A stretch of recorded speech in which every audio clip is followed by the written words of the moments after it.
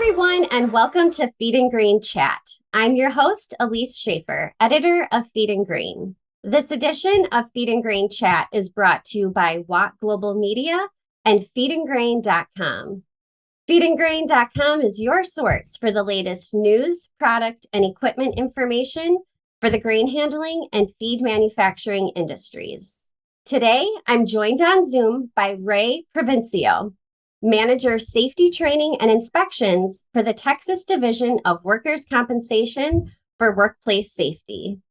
He's here today to discuss tips for grain auger safety and maintenance.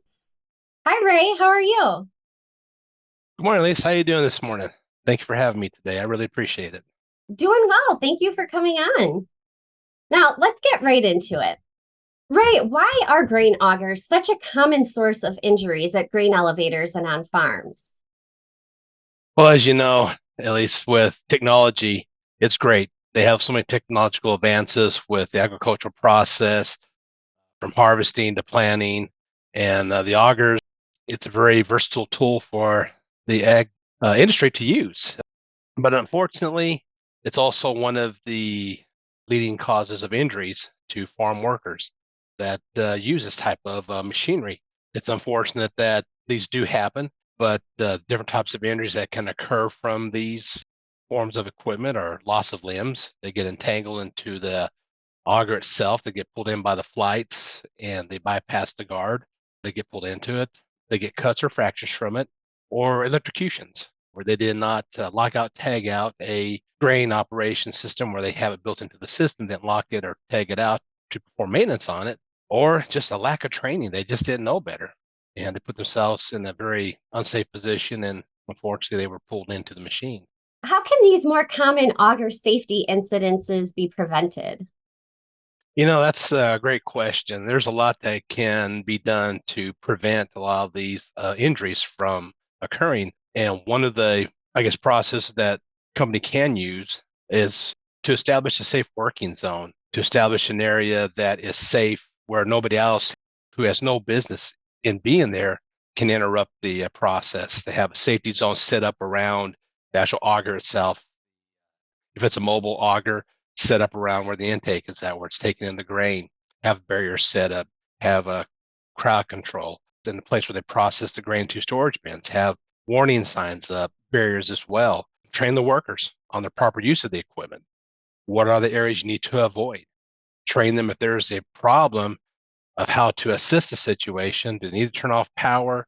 If they do they need to lock and tag it out? But just to set up a work safety zone where they're aware of what's happening. They have like a situational awareness of everything that's happening around them.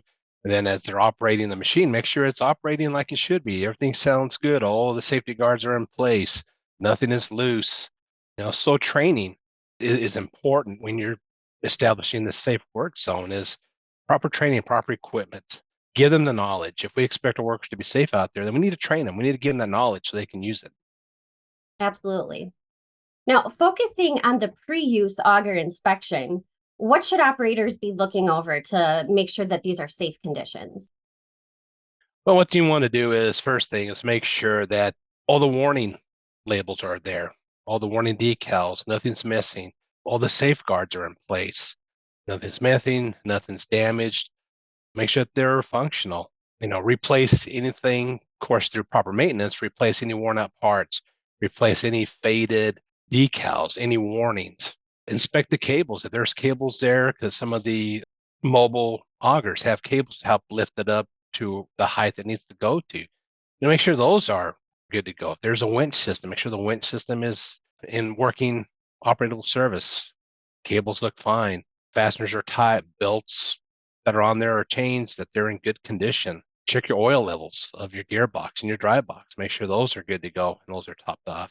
Any other safety observations that the company wants you to follow, make sure they're there. Safety barriers. Make sure you got the person who's operating the machine is able to operate it, that they have the proper training of how to do it, that they know what to do in an emergency situation and who to contact if something does happen.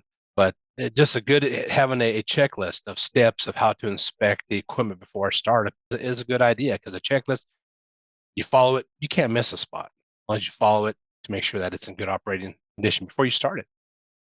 And Ray, if anything in that inspection seems off, what is the operator's next step to getting it in operating order? That's another great question. If something seems off and you start the machine, something just doesn't seem right, then stop. Stop the whole operation. Okay, stop, take a look at the area, see what's happening. If you're not sure, then contact your supervisor. Keep people away. And if you have to get your maintenance staff out there to come take a look at it, then put the machine out of service, unplug it, tag it, lock it out, and just keep it clear and get the right people on the site to take a look at it. Make sure, see what is happening. If the machine is to the point where they can't fix it, then you need to redline the machine and put it out of service and bring another machine that is ready to go and serviceable. But yeah, absolutely. If something's not going right, stop. Just stop. Reassess what's happening. Contact your supervisor and get the proper people out there to take a look at it. Can you cover some of the safety considerations for transporting augers after use? It's a good source of information is when you buy an auger that is portable. Look at what the owner manual has for you as far as safe operations, safe towing operations. Make sure that is securely attached to the tow vehicle. They have safety chains on it. In case it does break away, it stays with the vehicle. Make sure those are in place. And keeping the auger level. And if you're lowering it at a work site or even before you put it up, make sure that there's no electrical lines nearby. Because if you're raising it or lowering it, you're not paying attention, you contact those high power lines, then you just have energized that piece of equipment. If you're touching it, you can receive an electrical shock or become electrocuted with it. So just make sure that it's clear as you're traveling and just watch your speed. When you get there, use your tow vehicle to position it or to pull it out of position. So, and also to whatever the company has set up as far as safe towing operations, make sure that is followed too. Well, this has been some excellent advice today, Ray. Thank you so much for coming on.